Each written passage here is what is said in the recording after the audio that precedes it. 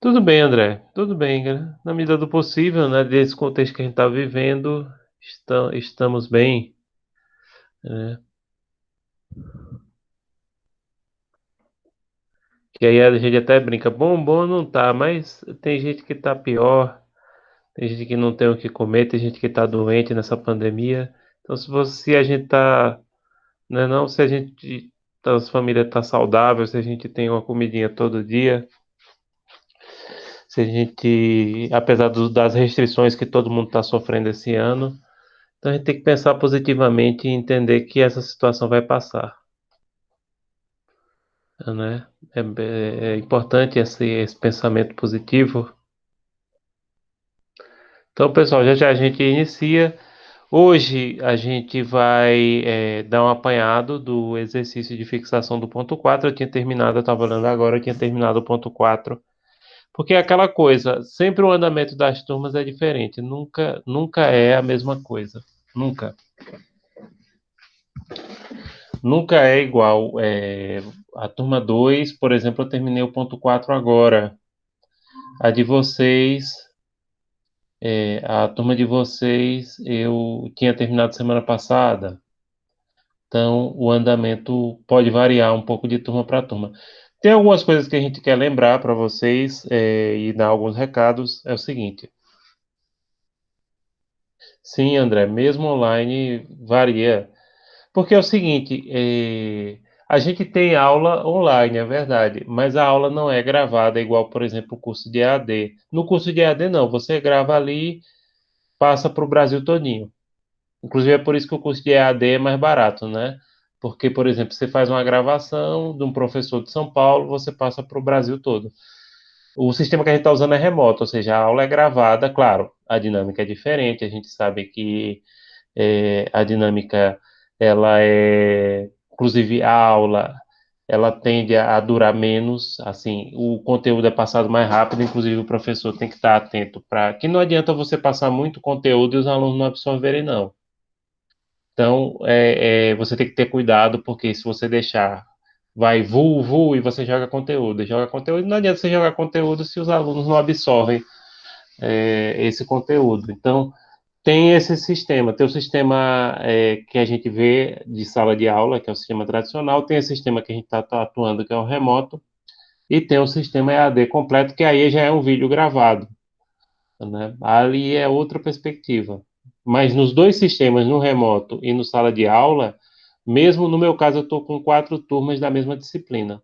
Cada turma tem um andamento diferente, tá? Tem turma que é mais rápido, tem turma que é mais lenta. Tem turma que tem uma necessidade diferente. Por exemplo, RI.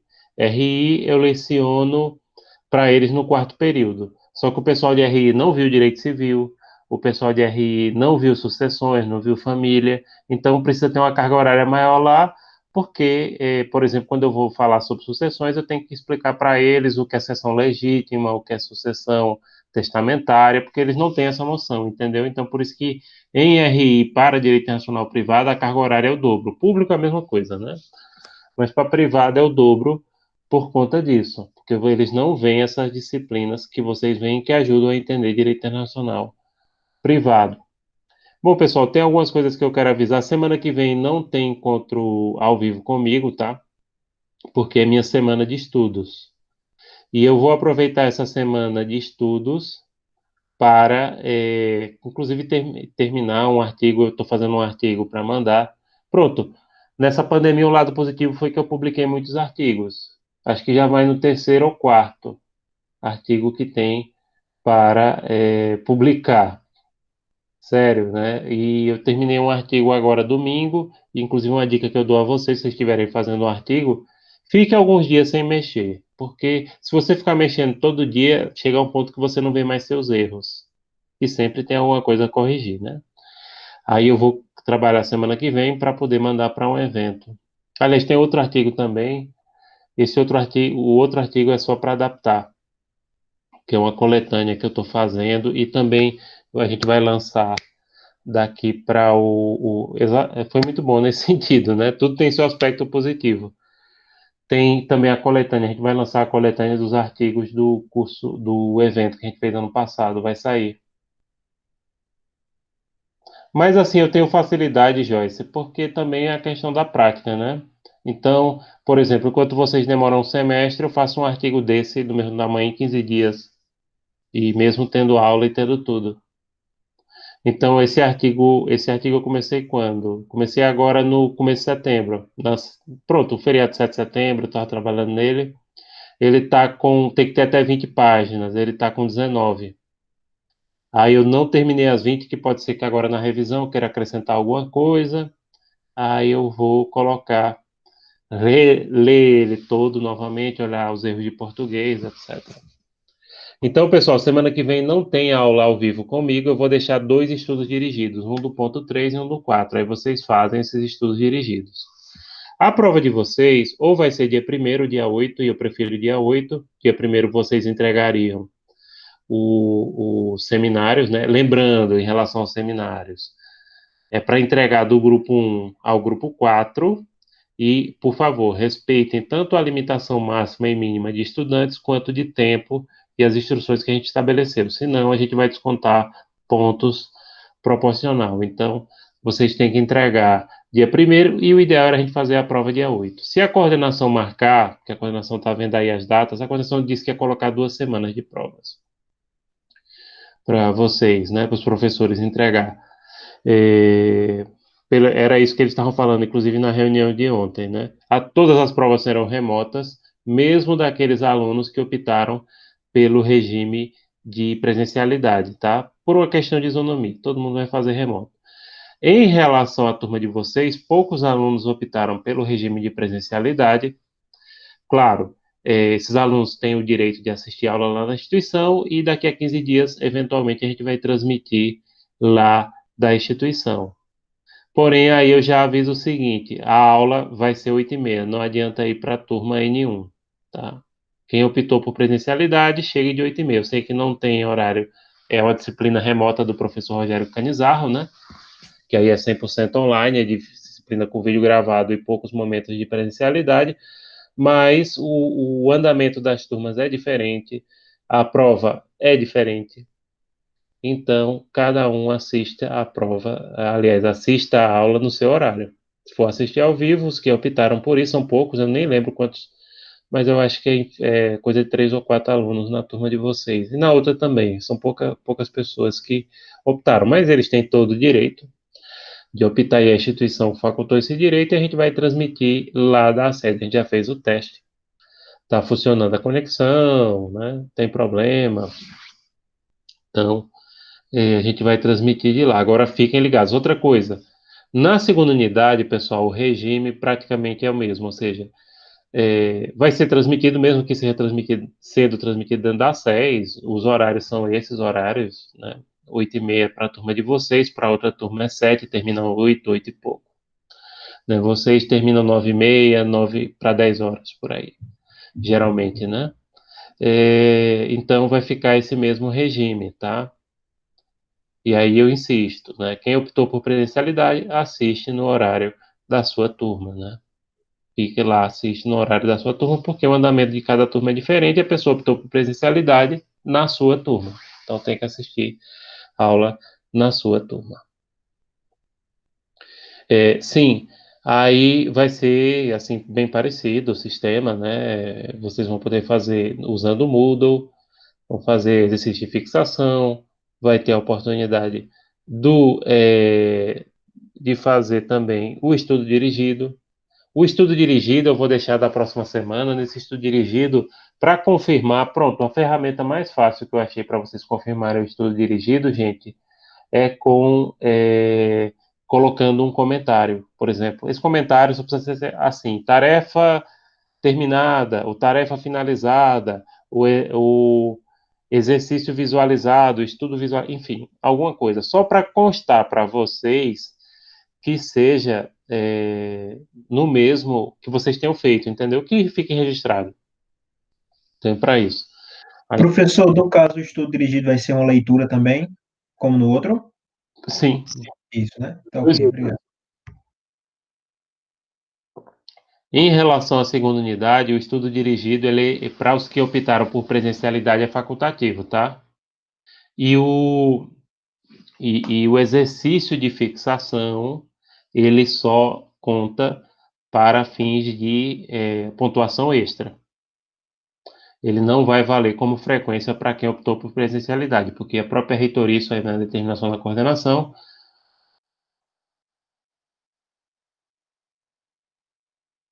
Pode, André. Tinha alguns, mas realmente eram poucos, tá?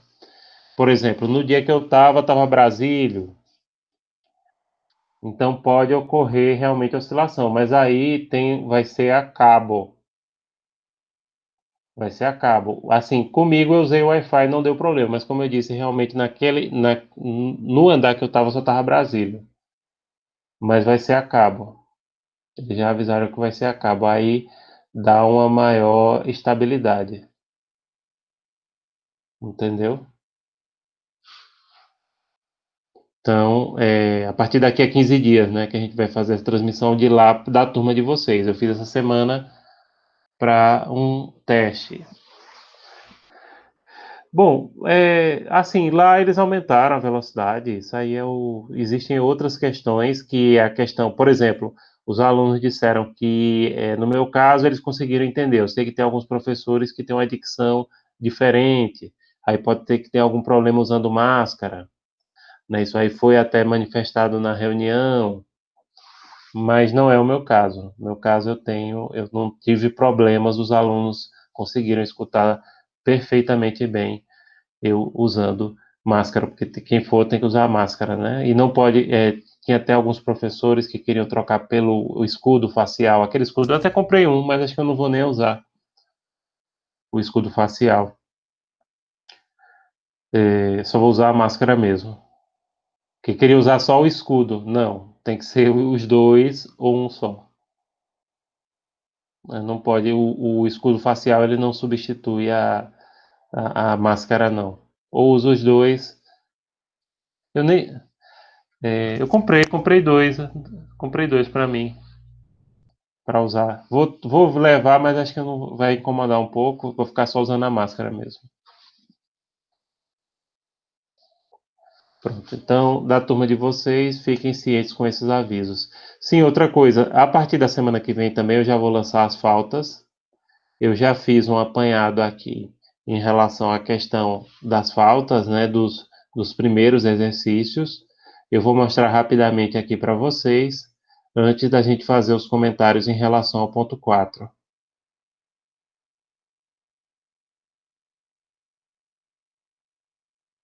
Deixa eu mostrar aqui.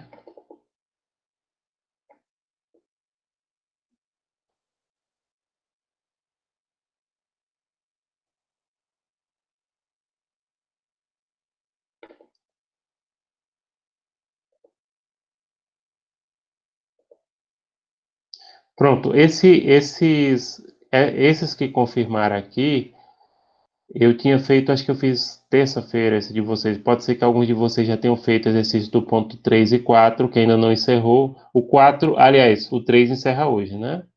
O 4 é que ainda não encerrou. Não está aparecendo não, professor, para a gente. Pronto, eu tô manejando aqui. Acho que agora vai aparecer.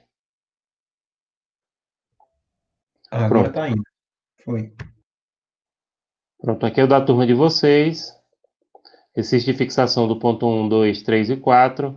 Quando eu estava fazendo aqui o 3 ainda não estava finalizado e o 4 também não, né? Então aqui vocês podem olhar, vou passar aos poucos para que vocês olhem.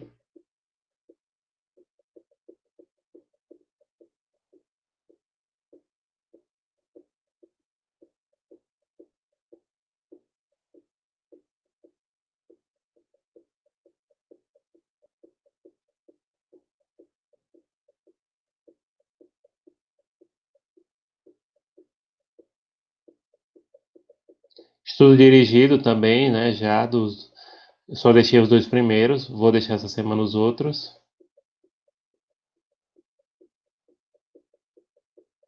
Lembrando que esse estudo dirigido era para ter sido feito até o dia 10. Teve gente que fez depois. Aí já não consta mais, tá? E também teria que visualizar dos dois.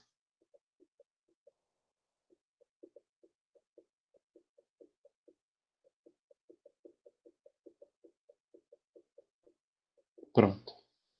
Então, é isso aqui.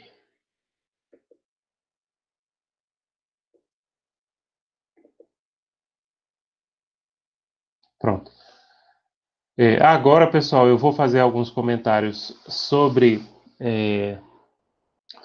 o exercício de fixação e aí a gente aproveita e dá uma fechada no ponto 4, tá? Então vamos lá.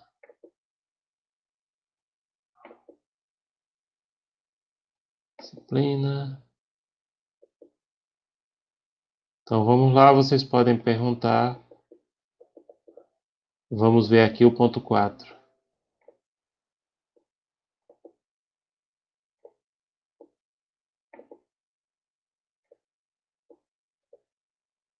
Exercício de fixação. Tararara.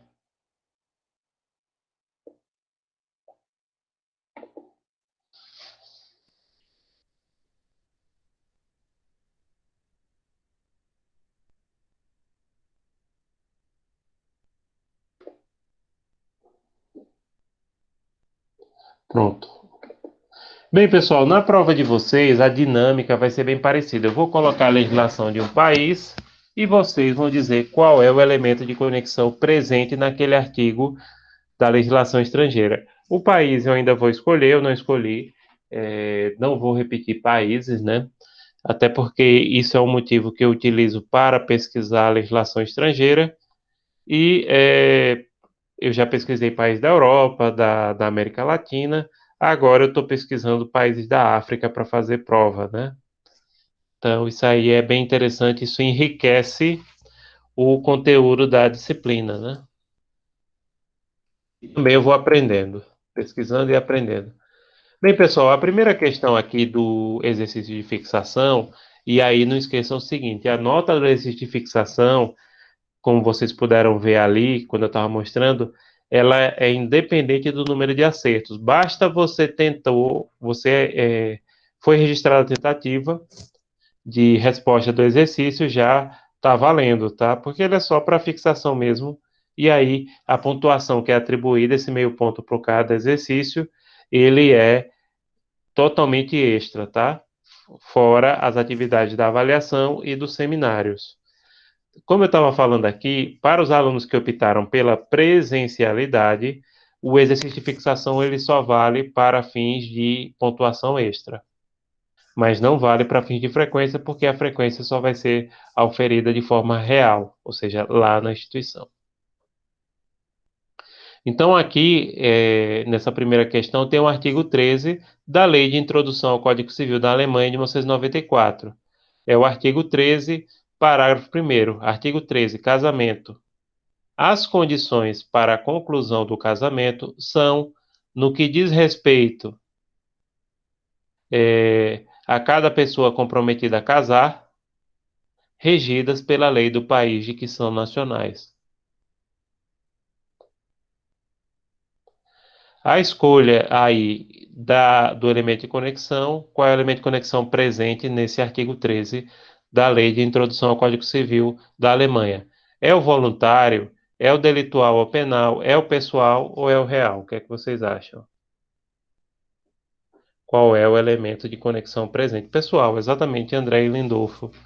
É pessoal porque diz respeito à nacionalidade, né? A lei aí em relação aos nubentes é a lei de sua nacionalidade. E repare aqui que a gente falou no ponto 4 que a maioria dos países europeus, entre os quais aí está o exemplo da Alemanha, eles usam preferencialmente o elemento de conexão nacionalidade, que é de categoria pessoal, né? Aqui no continente americano se usa preponderantemente a questão do domicílio. Então, os europeus preferem nacionalidade. E outra, notem que a Alemanha tem uma lei de introdução, como a gente também tem. Tem outros países que as normas de direito internacional privado vêm no Código Civil, como por exemplo a França, a Espanha, os países vizinhos aqui do Brasil, como Argentina, Uruguai, Paraguai, Peru. eles têm uma legislação, né, dentro do Código Civil, Direito Internacional Privado. Mas é questão de escolha, né, não tem muita diferença não. Porque são países que adotam o mesmo sistema jurídico, né? Civil Law. A segunda questão é referente ao artigo 20 da lei da Itália, né, lei número 218, de 31 de maio de 95, que é a reforma do sistema italiano de direito internacional privado, que reza o seguinte: capacidade jurídica das pessoas físicas. A capacidade jurídica das pessoas físicas é regulada pelo seu direito nacional, perdão, ia dizer internacional, é nacional. Um detalhe que eu chamo a atenção é que em italiano, persone fisiche significa pessoas físicas. É um cognato. Se fosse, é no plural, porque em italiano, como em latim, que italiano é a língua mais próxima do latim, os plurais de substantivos femininos são em e, e substantivo masculino em i. Então é persona física. Em plural, pessoas físicas, fica persone fisiche. Pronto, o elemento de conexão aí, ele é pessoal, voluntário, delitual ou penal ou real, em relação a esse artigo 20 da lei italiana, né? Pessoal, isso mesmo, André Civelline, é pessoal, porque também a capacidade da pessoa é definida também pela sua nacionalidade, ou seja, de acordo com a lei italiana, você é maior ou menor de acordo com a sua nacionalidade.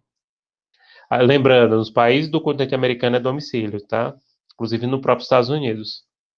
É a lei do seu domicílio. Isso aí tem a ver com o Código Bustamante, que padronizou isso no continente americano, e com o fato de ser, no começo do século passado, não só os Estados Unidos, mas a maioria dos países da América Latina eram países que recebiam muitos imigrantes, né? Hoje, os Estados Unidos continuam sendo um país de imigração, mas os países aqui da América Latina se tornaram o contrário, né? São países que exportam pessoas. Hoje em dia, por exemplo, em relação ao Brasil, tem mais brasileiros fora do Brasil do que estrangeiros aqui dentro. O número de estrangeiros no Brasil é mínimo comparado ao que já foi no passado.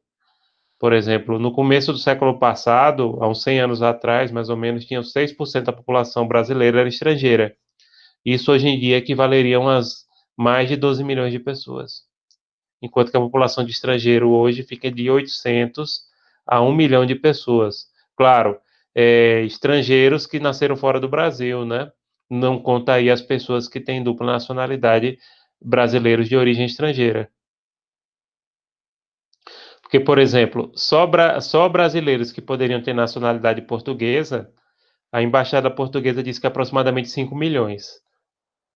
E olha que Portugal tem 10 milhões de habitantes, né? Então, se todo brasileiro que tivesse direito de requerer fosse requerer nacionalidade portuguesa, isso daria metade da população do país. No Brasil também tem 30 milhões de descendentes de italianos. Agora, desses que pudessem requerer nacionalidade, a embaixada italiana não informou. Agora, a portuguesa informou, uns 5 milhões. E olha que Portugal restringe, viu? Portugal restringe gerações para requerer nacionalidade.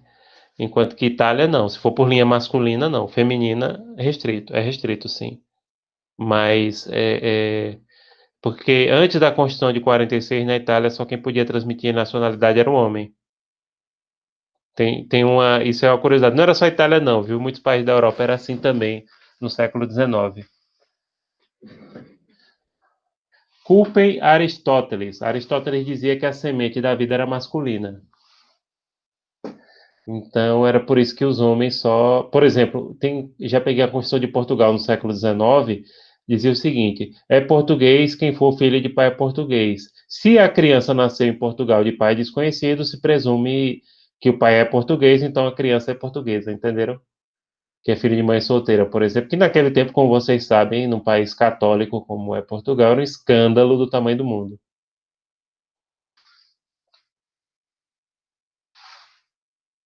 Então é isso. Porque não era atribuída pelo território, né? São países que adotam ius sanguíneos, não o ius solis, que é o direito solo.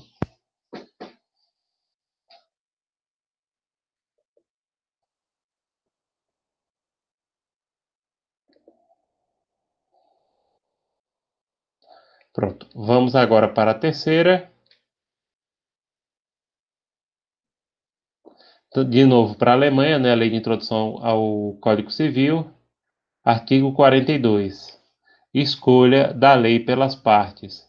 Após um evento que dê origem a uma obrigação extracontratual, as partes podem concordar em submetê-la à lei de sua escolha. Os direitos de terceiros não serão prejudicados. E aí, esse elemento de conexão, ele é delitual penal, pessoal, voluntário ou real? Voluntário, exatamente. Exatamente, Silverline, voluntário. Porque as partes podem escolher. Então, é voluntário. Também, se fosse a lei de lugar de assinatura do contrato. Veja só, Caio, nacionalidade é um assunto que é tanto relativo a direito internacional público quanto a privado. Agora, o direito internacional ele não pode estabelecer esse critério. Quem estabelece esse critério de limitação de gerações é o próprio país, é o próprio direito interno, entendeu? Tem alguns países que restringem, tem alguns países que restringem gerações, como por exemplo Portugal, a Alemanha mesmo é restrito, outros são mais abertos em relação a isso, como a Itália. A Itália é mais. Agora, como eu disse, a Itália, se for antes de 46, tem que ser por linhagem masculina, porque só estabeleceu igualdade aí a partir de 1946. Mas é um assunto relativo a um e a outro.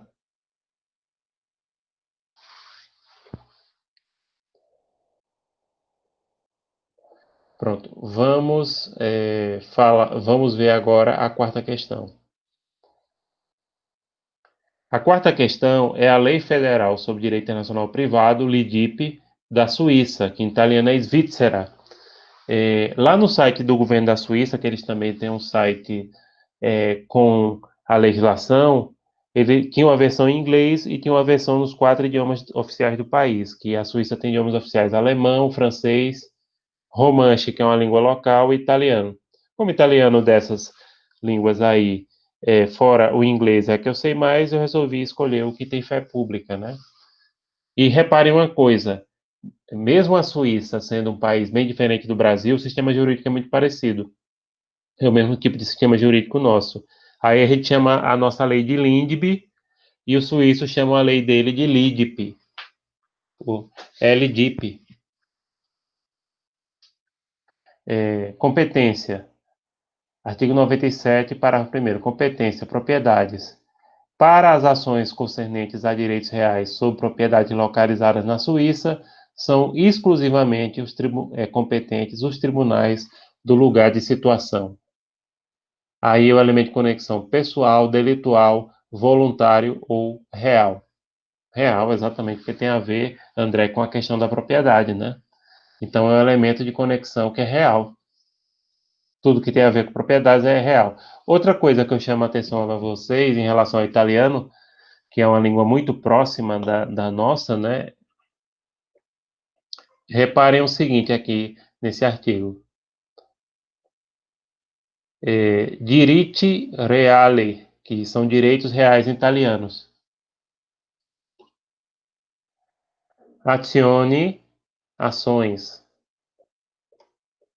Fonde, que aí é propriedades, né? Aí é um pouquinho diferente. Então, reale, reais, né? Que é no plural. Que aí real, né? Que seria real. Que aí em italiano o plural ele é em S se for a palavra for masculina e em S for feminina, entenderam? Sim, tem a mesma origem, André, de fonde e latifúndio é a mesma origem. Todos vêm do latim. Só que o italiano é a língua mais próxima do latim do que a nossa. Né? O italiano, eles têm mais de 80% de vocabulário comum. Então é bem mais próximo. Agora, é claro, a pronúncia do latim clássico não é a mesma do italiano. E muitas vezes a gente vê até filme eles falando latim como se fosse italiano moderno, que é bem diferente. Né? Eu aprendi italiano quando eu estava na igreja. Os padres eram italianos, eles ensinavam pra gente. Naquele tempo eu queria ser padre. Aí foi lá que eu aprendi o meu italiano, que dá para o gasto, né? Ah, no doutorado eu fiz a prova italiano, foi a língua que eu escolhi. Porque no doutorado você tem que fazer duas línguas, acho que vocês sabem disso, né? Só que no programa lá de Direito da UFPE, eles dispensavam a língua que você fez no mestrado. No mestrado, que é em ciência política, como a escola dominante de ciência política é americana, ou é inglês ou é inglês. E se você não souber ler inglês, não precisa falar não, mas você tem que saber ler. Se você souber ler inglês, não souber ler inglês, tem disciplina que você não cursa, porque todos os textos, todas as apostilas, todos os livros são em inglês. Não precisa falar, ter prática. Inclusive, até quando eu fui fazer intercâmbio nos Estados Unidos, a professora falou: olha, seu vocabulário é muito bem, mas a tua pronúncia é pesada. Eu disse para ela: olha, professora, porque eu fiz mestrado em ciência política, lia muito texto em inglês e também fiz inglês instrumental quando eu estava na faculdade, focado para leitura. Então, tem muita prática de ler, li muitos livros, né?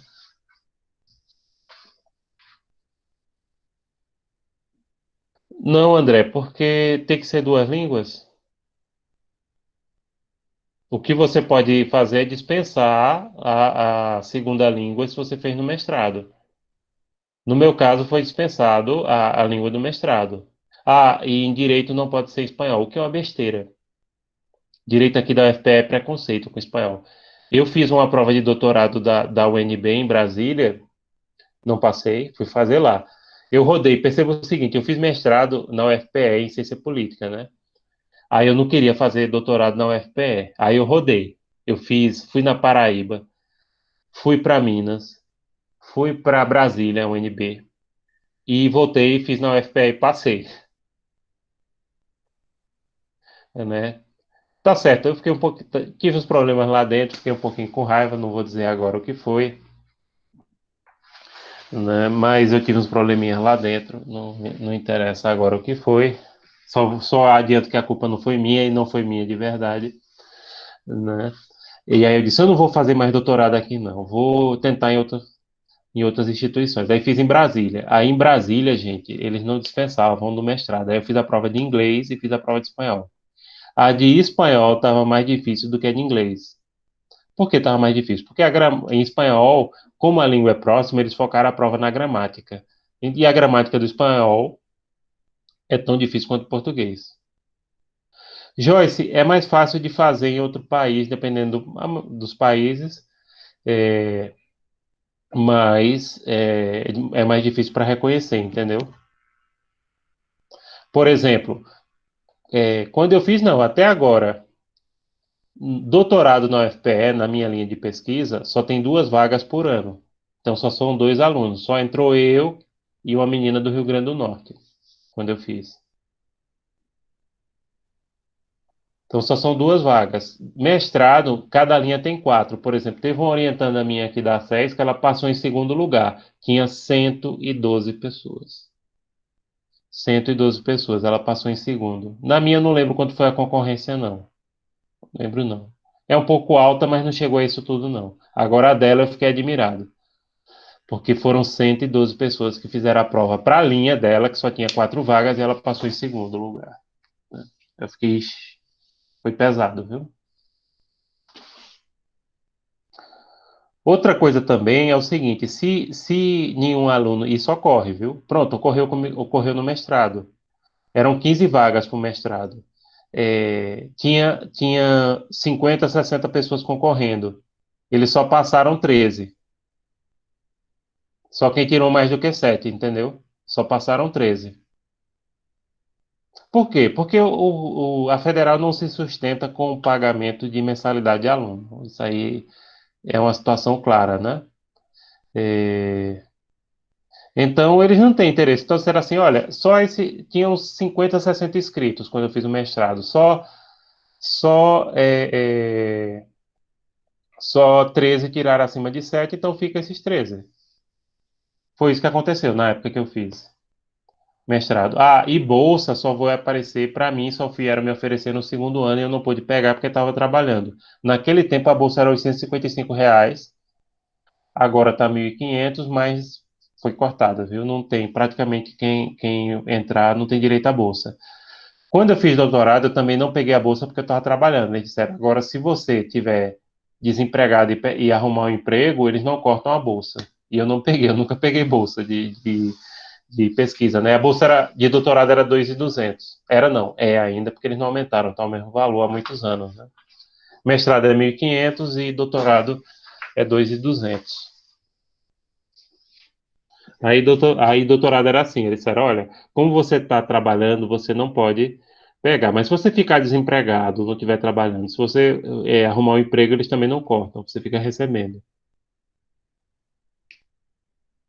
Ah, sim, e a gente tem um convênio com a Católica, né? A SAIS tem um convênio que é um programa muito bom de mestrado e doutorado.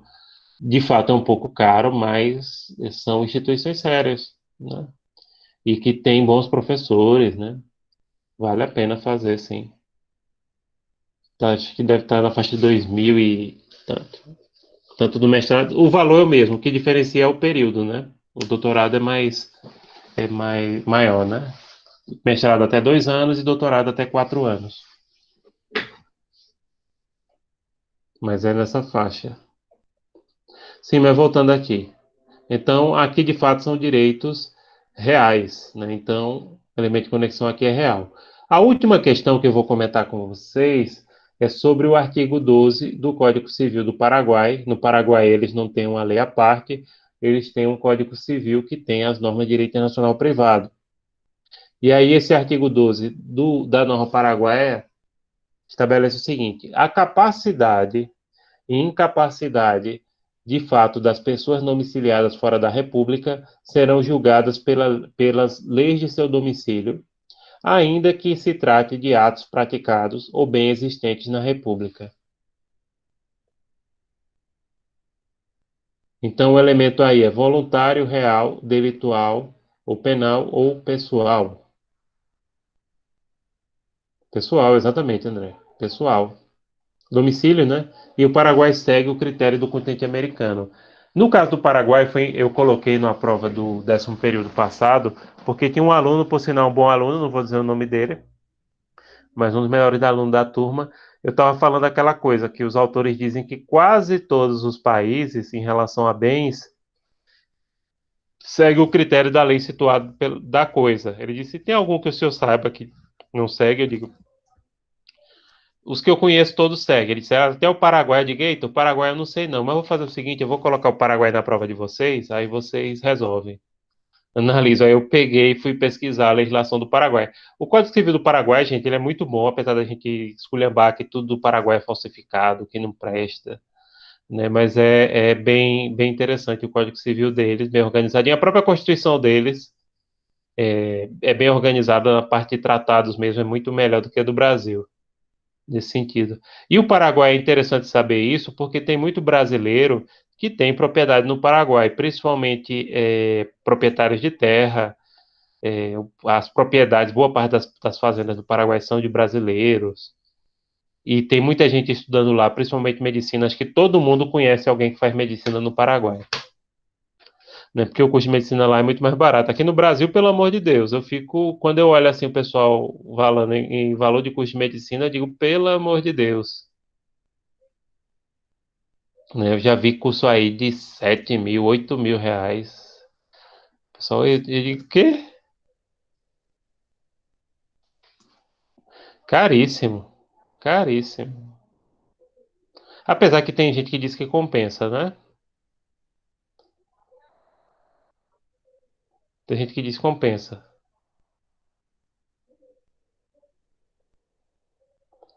Sim, porque um médico que sai da faculdade, ele pode ganhar mais do que um professor doutor concursado. Que esse é o problema da carreira acadêmica do Brasil, que hoje, então, Então o pessoal acha que vale a pena, né? Acha que vale a pena.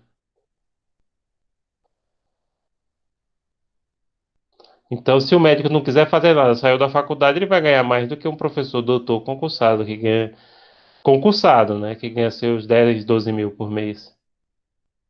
A gente, coitados, né? Carreira acadêmica no Brasil tá difícil.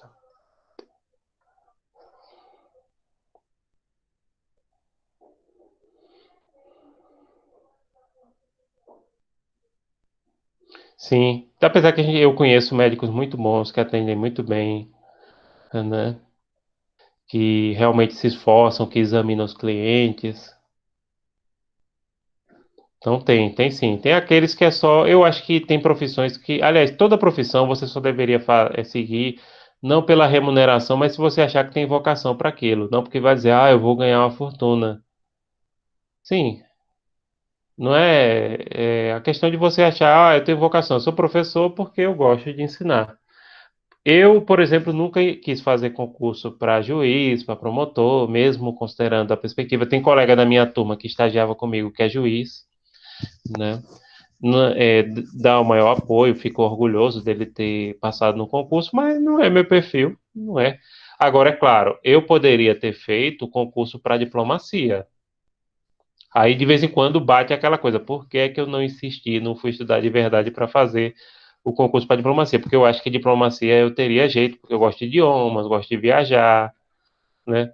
Sou uma pessoa que não tem muito, como é que eu posso dizer? Não sou uma pessoa, para usar uma palavra difícil, belicosa, porque diplomatas também não podem ser estourados, né? Tem que ser umas pessoas mais tranquilas, né? Para representar o país lá fora. E aí eu poderia ter seguido carreira diplomática. Agora não, não pela idade, é porque eu já tenho família, porque é complicado. Agora, se eu passasse no concurso, né, de levar a esposa com criança pequena, etc., né?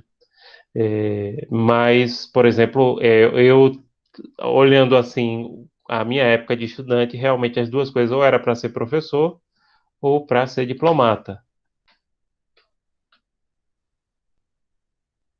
Então, realmente eu não segui carreira diplomática por isso, porque na época, né, eu estava pensando mais para seguir carreira acadêmica. Na época eu não estava nem casado quando eu fiz o concurso, mas eu acabei mais insistindo para fazer doutorado porque eu queria, gostei de estudar, né, e queria terminar. Aí eu deixei de lado e não insisti. Mas é isso, pessoal. A pessoa que sempre segue a sua vocação, ela sempre arruma algum lugar e acaba as coisas acontecendo, entendeu? Tem, Francisco, tem todo ano tem concurso, todo ano, todo ano. O número de vagas pode variar, mas tem todos os anos, sim.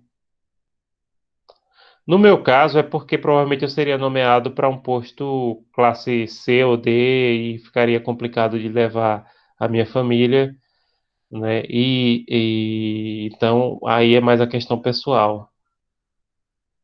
Mas realmente tem todo ano o concurso.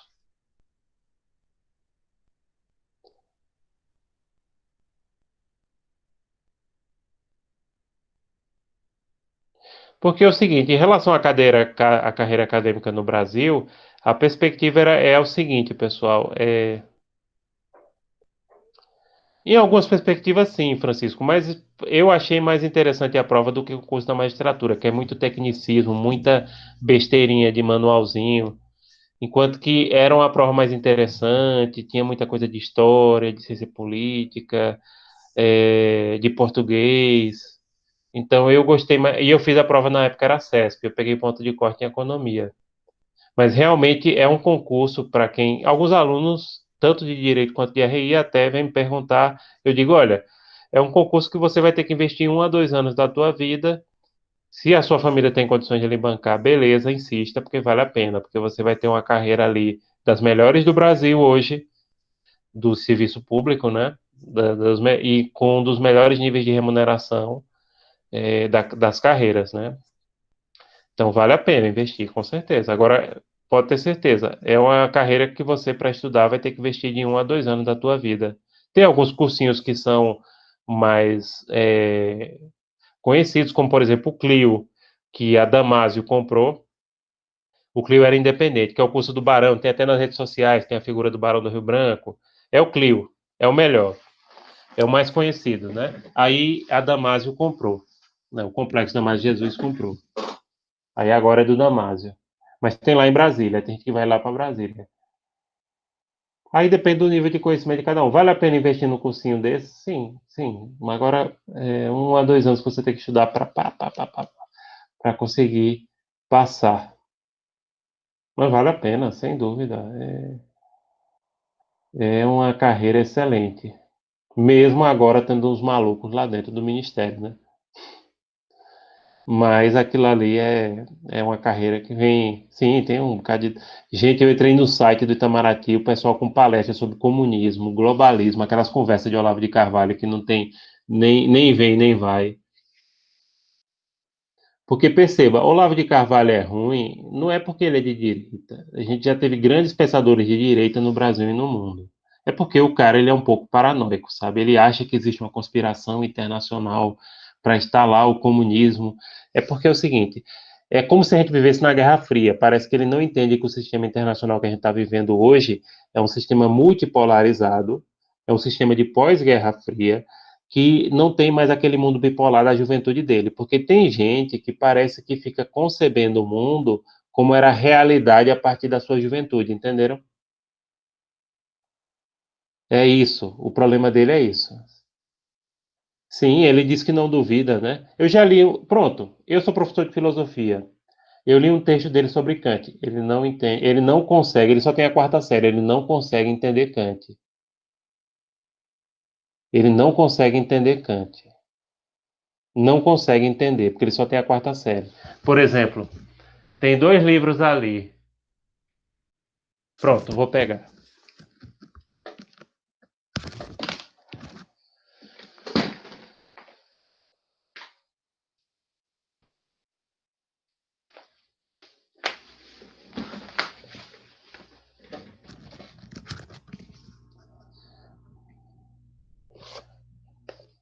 Pronto, esse livro aqui, Crítica da Razão Prática, ele estava comentando um fato que é desse livro aqui.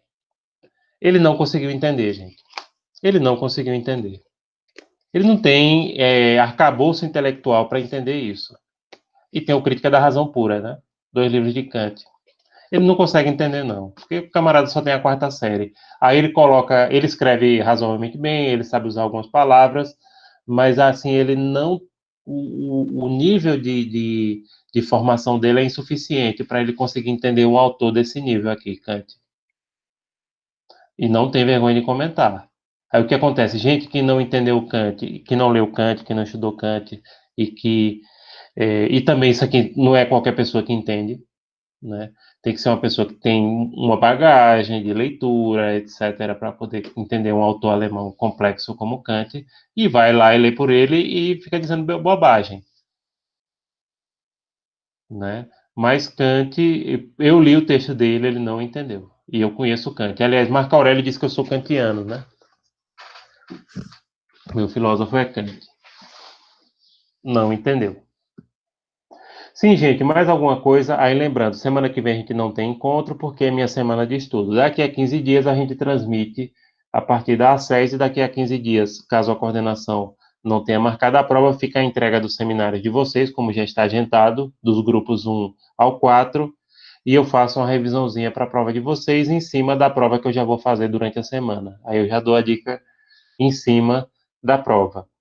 Quem optou pela presencialidade, vá assistir aulas na SES. A minha aula é daqui a 15 dias, viu? As aulas dos outros professores já começam a partir de segunda-feira, tá? Assistam, porque a reitoria está batendo muito essa questão de que quem optou pela presencialidade vá para a instituição assistir, tá? Então, avisem aí os colegas que optaram. Apesar que eu não lembro, não. Foi umas 3 pessoas da turma de vocês só que optaram. Mas fique ciente dessa questão, tá? Então, daqui a 15 dias a gente volta a se encontrar ao vivo. Semana que vem eu só vou deixar 2 estudos dirigidos, do ponto 3 e do 4. Né? Esses estudos dirigidos, vocês têm que colocar um comentário pequeno assim. Tarefa concluída, exercício concluído, enfim, que é só para fins de frequência, tá? Então é isso. Mas vocês têm mais alguma pergunta? Já falou mal até de Olavo de Carvalho aqui.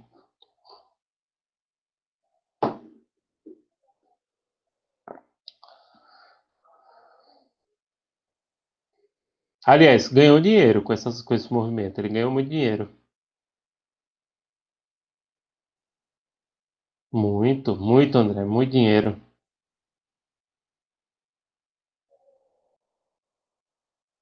Pois é, Roberto, tem doido pra tudo.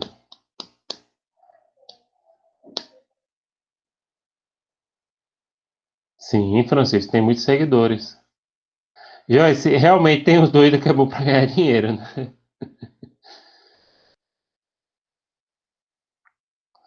Já tem outros.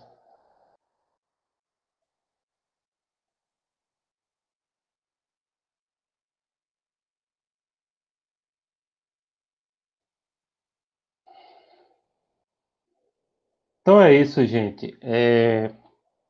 Vamos encerrar por aqui. Boa noite para vocês. Bom final de semana. Qualquer coisa, vocês podem mandar e-mail para mim, a gente responde.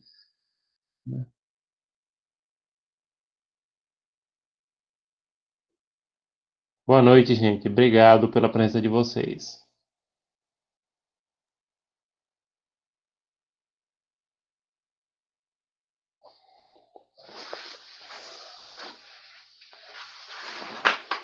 Boa noite, gente.